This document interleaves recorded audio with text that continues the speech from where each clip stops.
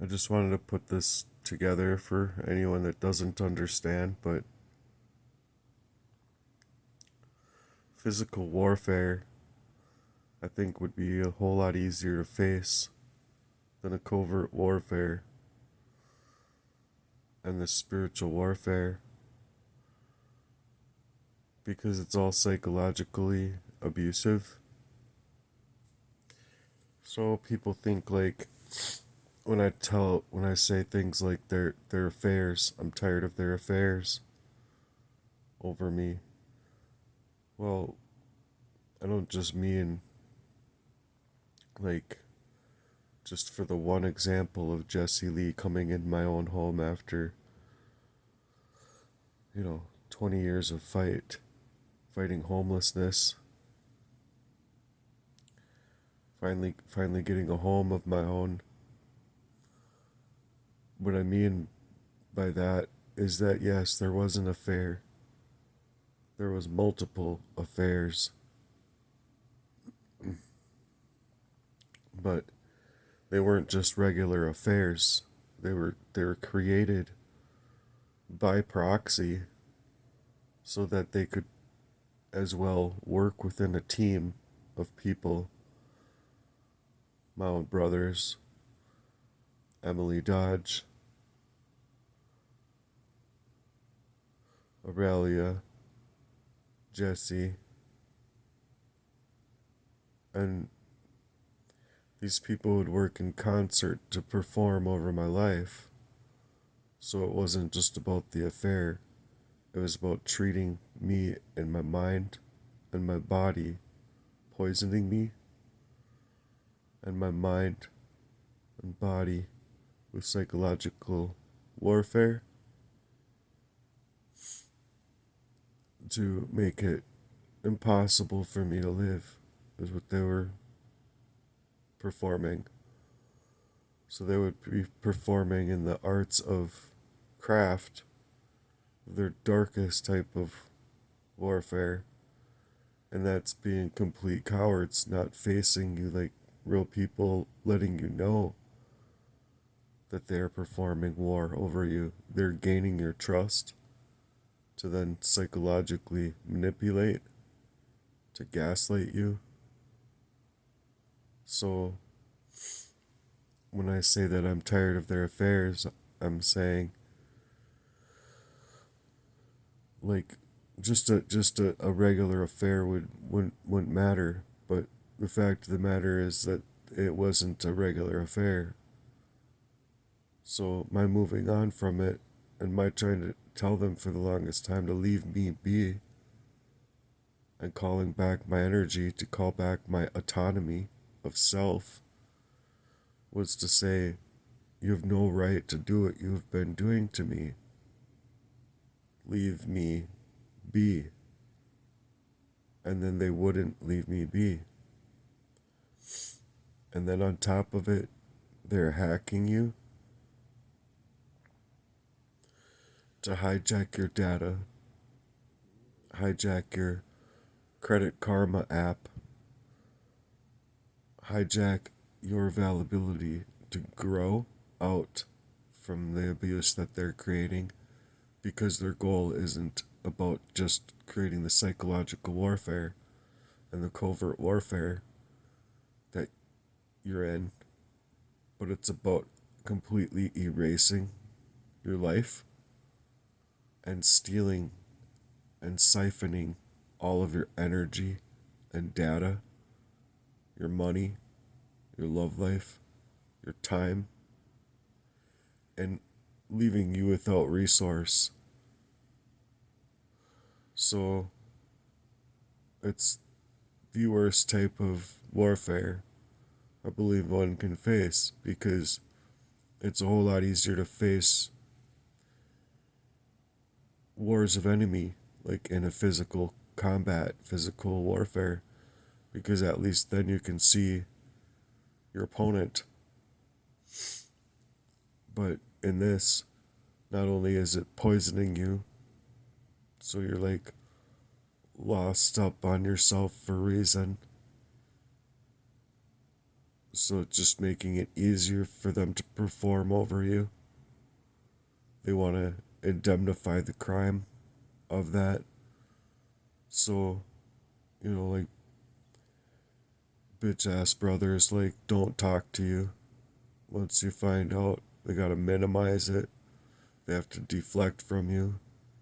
Just move away from you completely. It's called stonewalling you, gatekeeping their own, and then gatekeeping you from finding out the truth. Excuse me, I just woke up here. I just wanted to let people know that what I mean by their affairs isn't just about them planning the affairs over my life. Warfare strategy. Because when I was with Emily, it was the same thing. It was gaining access to me, to love bomb me, make me feel that we were gonna be together forever. Like give me the best back massages and coddling me to tell me like, oh well, it's because I was sick and I didn't know where the sickness had come from, but I was like super duper sick, and I'm sure I had to deal with the poisoning of me that had just not only happened in Elk River, but was happening all over my life. And once that happened, and like you'd have the memory of, Jesse sprinkling the whatever into your food, or just real awkward actions, having to be sneaky and sly, and it's just real snaky. Or like coming into Elk River, putting something in my drink, and planning these affairs to not only be as psychologically abusive as possible, but to be as covert as possible, hoping to take your life away from you. So when you don't die, you get these weird, like, notions that you just can't understand. Like, being a kid, for an example, asking my brothers, what was that you guys did to me? Or like, what did you guys do when you guys had those girls over? Or even questions about others who had determined that something was happening to them. So growing up, I had a friend. That friend had to move away. Him and his whole family did. They moved away, and he said that they were going to cut ties with everybody. So not only me, he says, I'm sorry. I don't think they I don't think you did anything, you know. And they had to move away. But I think that I see it for exactly what it is. And I think that he was poisoned as like a test subject of my brothers or somebody. He said that he thought it was from my brother or like Phil DeSalliers. But it was somebody, he said. And I believed him, so when I asked my brothers, it was all like I confronted them. They felt that it was confrontational, enough to scrub me from the memory of it. And they did that through poisoning and manipulation and psychologically being controlling. So they got their way. That's what I'm saying.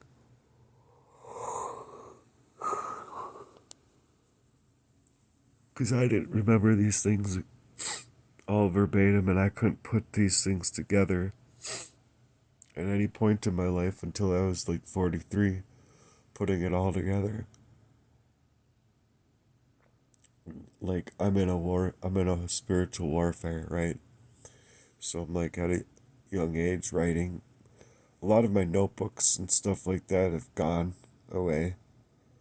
But I would always be like even writing things that I wouldn't be a part of. Just to, what I wanted to do is take and all of the like abusive type of things that were happening in my life and get it, go and at it from a young age, go to the peninsula, we called it, and I'd burn them, and I'd pray to the Lord, take all of this away. I'd burn them. So I don't know what a burnt offering is, but I'm offering you to take these and help me figure it out. Help me figure it out. Same thing in the recent when I was like in the homeless shelter, for an example, working in Forest Lake, getting a ride there by that same man, Jesse. And all of a sudden I'm flopping to the ground, wondering if I should call 911. Same thing when I was in Elk River, getting super sick, then having Emily get involved, taking me out of that place, suggesting that we're gonna have this beautiful life.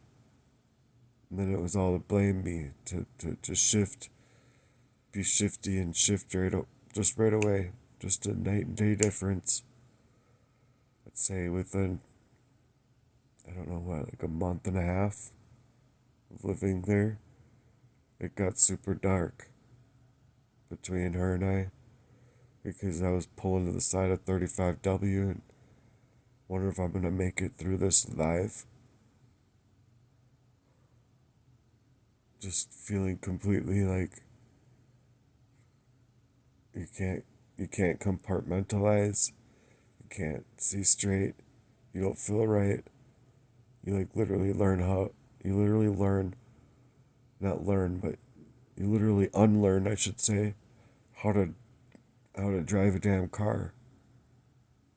You literally go from, whatever age you're at,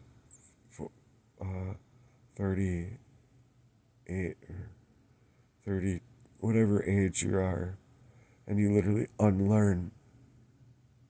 It literally doesn't allow you to know how to do what you're doing. You're like completely lost. You don't know how to get through what you're going through. You don't know how to reason through what you're going through. You don't know how to face it. You don't know how to see it for what it is. So like me getting back in the car, you'd fake it to make it. You just think, I don't know, you think you're gonna bare bone through it. You're gonna get through it, and you'd just say, "Oh Lord, oh Lord," while holding on to your heart. And then it's much like being 5 or 7 or 9 all over again type of thing.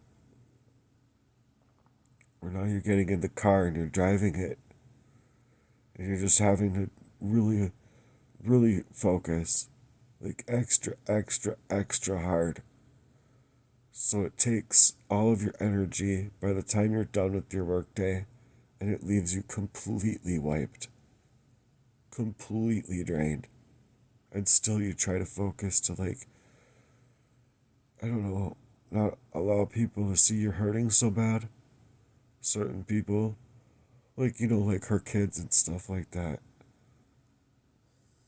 You just, I don't know why, but you just feel like you have to hide it from certain people.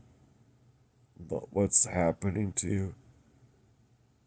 It's like, it feels like it would be embarrassing to suggest that something's happening to you if you can't say what it is happening to you, right? But then that happens over and over. That's what I mean by I'm tired of their affairs,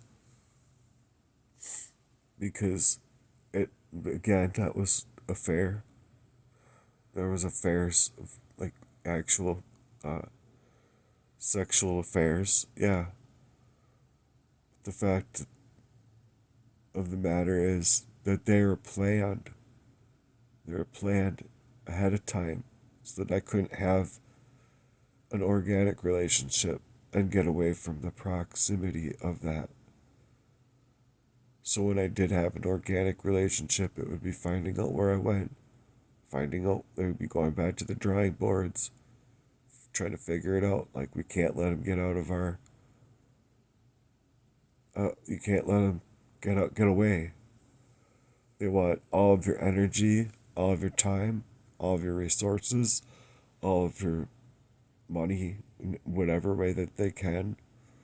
Either messing up your jobs or even actually getting into your accounts. And these criminals are good at it. It's a matter of taking $3 here, $6 there, $22 here, keeping all these small increments to where you're not supposed to notice it happening to you because you're running thin. You don't have time to always see these things happening to you. And then when you do catch on and you see yourself dwindling away, you're calling back your energy, you're calling back your autonomy, and you're realizing these people would have left you alone when you needed them to be there for you. They would have left you alone fine to continue to covertly create this warfare over you. But now you're asking for your autonomy and they're not able to let you go. They're unable to stop performing over you because you're coming into play about, now I see the patterns, I see what they're doing to me. And this has been happening all over my life. So it's like, no, you don't have the right to do this to me. You get the fuck away from me, Jesse Lee. You needed to leave me alone in my love for anybody else, I said. And furthermore, I loved you, man. As a fucking friend, I fucking loved you, dude. So you wanna fuck around like this, dude? You are a complete fucking dumb motherfucker. You get the fuck out of my life. You stop hacking me. You stop trying to control my fucking life. I told you, you leave me the fuck be in a nice way when I first came out here. Because I felt awful that he didn't even want me around. It was the same reason of fear that I ran into with him and with others. Same fear that I ran into with my brothers. Same fear that I ran into with Aurelia. Same fear that I ran into with Emily, even. Same fear that I ran into with other relationships. And just covert, very malignant abuse over my life. Very covert. People calling me a narcissist. No, I'm not the narcissist. They are. They are. And furthermore, you don't have any self-regulatory skills when you're being poisoned left, and fucking right all over your life. So whenever you're in the worst of the worst and you're lashing out, you're being staged in that black box and you're swinging at everything trying to figure out what the fuck to do. What do I do? Where do I go with this? And you're unable to figure it out. These are covert warfare things. I would rather literally have all and every single one of these people saying, meet me at Stigma Park or whatever. And we're gonna fight, fist fight. We're gonna fight for real. I would rather know my enemies than have my enemies be my own proxy made friendships, proxy made lovers, and proxy love coming from my own brothers to hide up a crime that they know the fuck well that they were a part of, and they know the fuck well that I'm telling the truth about what they did growing up, what they got involved in growing up, because my dad,